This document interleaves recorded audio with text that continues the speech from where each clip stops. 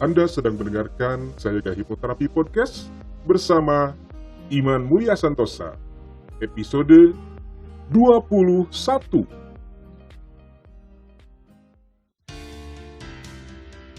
Selamat datang di serial audio podcast bersama Sayaga Hipnoterapi, institusi penyedia layanan hipnoterapi dan konseling profesional di Kota Bandung yang membantu penanganan berbagai masalah kesehatan, emosi dan perilaku yang mengganggu kualitas hidup.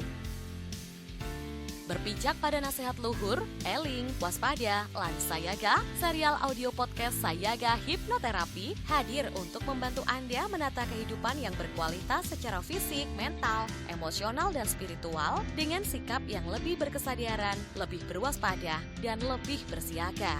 Halo keluarga Sayaga, kembali berjumpa bersama saya Iman Mulia Santosa di Sayaga Hipnoterapi Audio Podcast. Pada episode kali ini saya akan membahas mengenali gangguan mental emosional. Namun tidak lengkap rasanya jika saya tidak menyampaikan salam eling waspadalan Sayaga. Semoga keluarga semua dalam keadaan sehat, bahagia, sejahtera, kapanpun dan dimanapun keluarga berada. Jika kita membahas mengenai kesehatan, tidak terlepas pada dua hal, yaitu kesehatan tubuh atau fisik dan kesehatan mental. Saya tidak akan membahas mengenai kesehatan tubuh atau fisik, karena itu bukanlah ranah saya sebagai hipnoterapis. Namun yang akan saya bahas di audio podcast kali ini adalah yang berkaitan dengan kesehatan mental. Hingga saat ini kesehatan mental menurut pandangan masyarakat umum tidaklah dapat dipahami dengan baik. Hal ini mungkin karena kurangnya informasi dan sosialisasi mengenai pentingnya menjaga kesehatan mental. Kurangnya masyarakat dalam memahami betapa pentingnya kesehatan mental yang membuat menjadi abai pada upaya menjaga kesehatan mental tersebut, dan berakibat semakin maraknya gangguan pada mental yang berkembang di tengah masyarakat, terutama di masa setelah pandemi ini. Padahal jika masalah mental ini terjadi terus berlarut-larut, terutama jika itu sudah mengganggu aktivitas dan kualitas hidup, kondisi ini perlu untuk segera ditangani agar tidak berkembang menjadi semakin parah.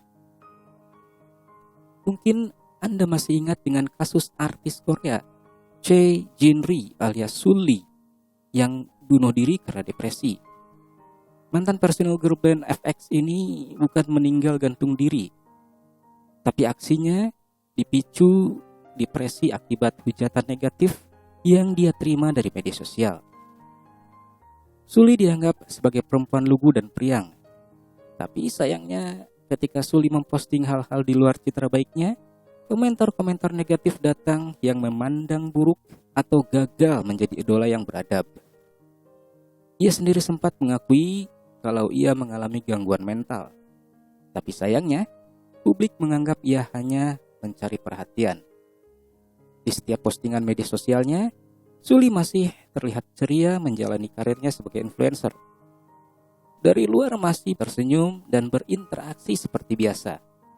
Tetapi kalau mereka sendirian, bisa tiba-tiba merasakan putus asa sampai ada pikiran dunia ini tidak mendukung dia.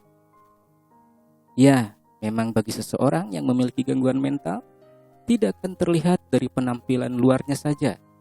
Masih banyak variabel yang perlu diperhatikan untuk mengetahui dan menyadari jika seseorang mengalami gangguan mental emosional.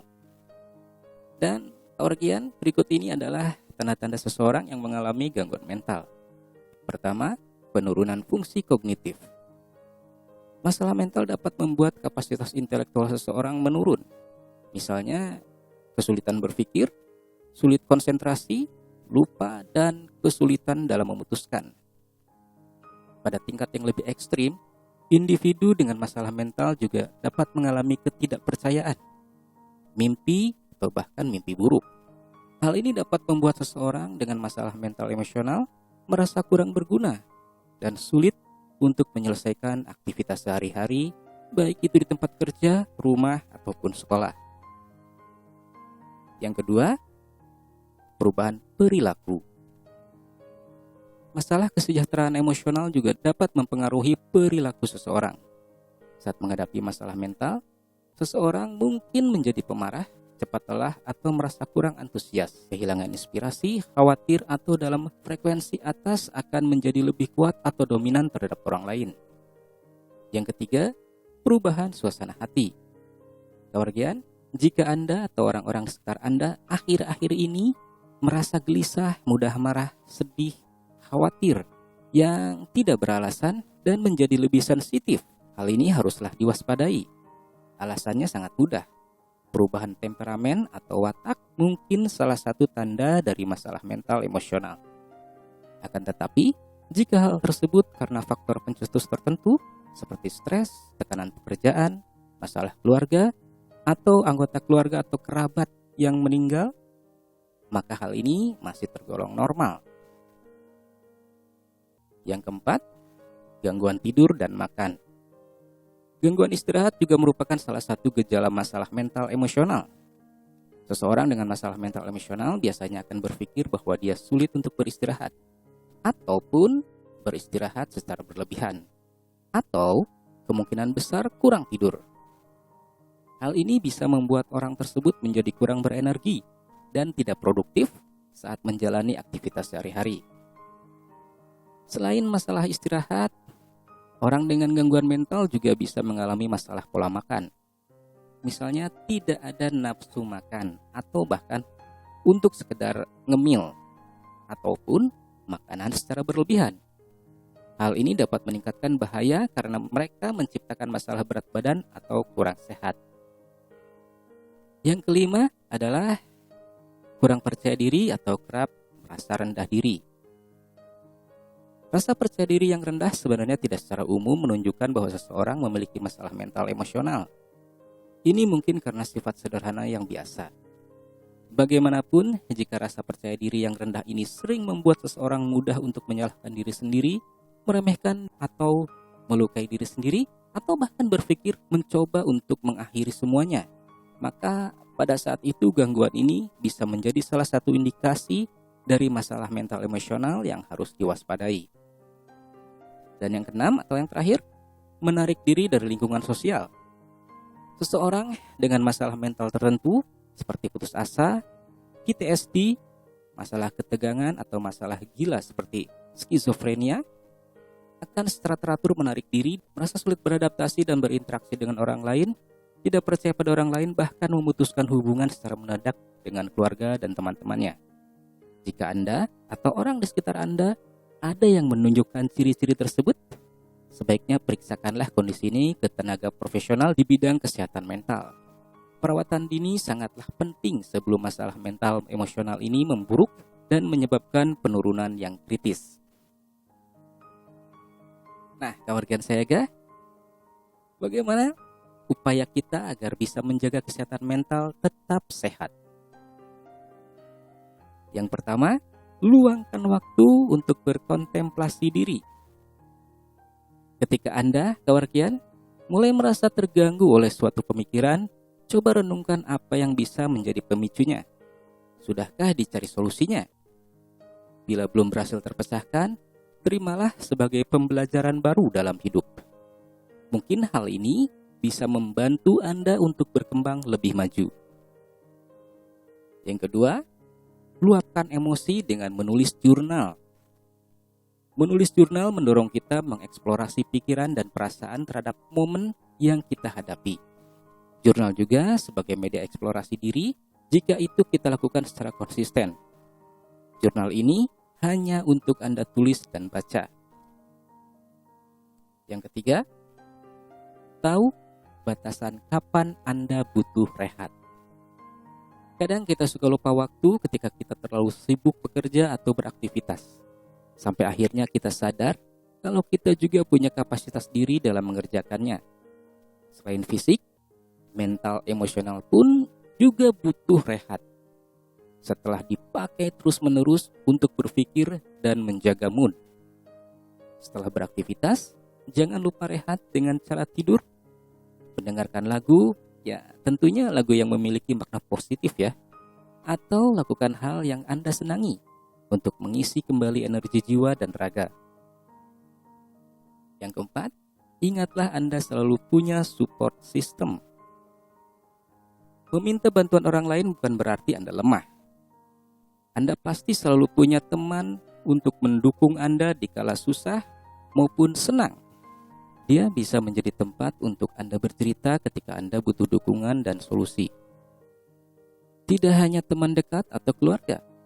Sekarang juga banyak komunitas bersama profesional di bidang kesehatan mental emosional yang bisa jadi tempat alternatif untuk Anda berkonsultasi. Yang kelima, jauhkan berbagai hal yang bisa mengganggu kesehatan mental emosional. Terkadang media sosial menjadi sumber yang bisa membuat Anda tertekan. Padahal Anda bisa membuatnya menjadi lebih positif.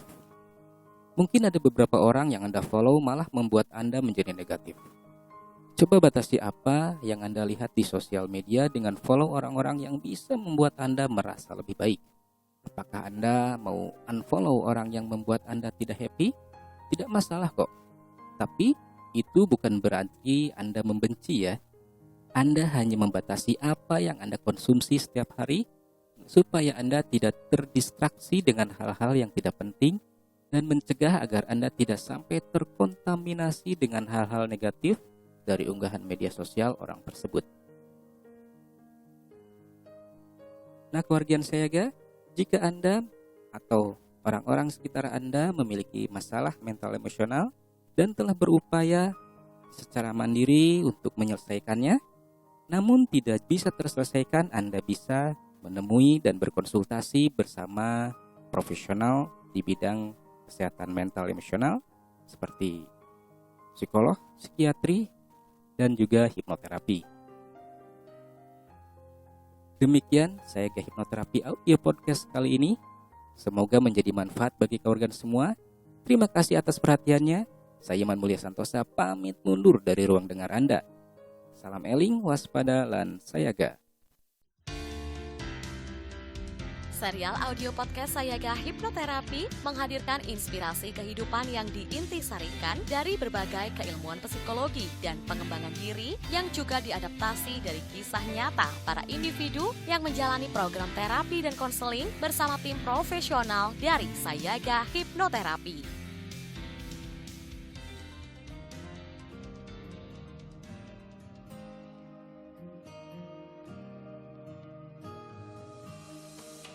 Dapatkan lebih banyak inspirasi menarik lainnya dengan ikuti Instagram @sayagahipnoterapi_bandung dan podcast channel Sayaga Hipnoterapi. Kunjungi juga website www.hipnoterapibandung.com untuk temukan lebih banyak informasi menarik lainnya, termasuk untuk memesan layanan hipnoterapi dan konseling bersama para tim profesional dari Sayaga Hipnoterapi Bandung untuk membantu Anda menangani berbagai masalah kesehatan, emosi, dan perilaku yang mengganggu kualitas hidup. Mari menjalankan kehidupan yang eling, waspada, lan sayaga.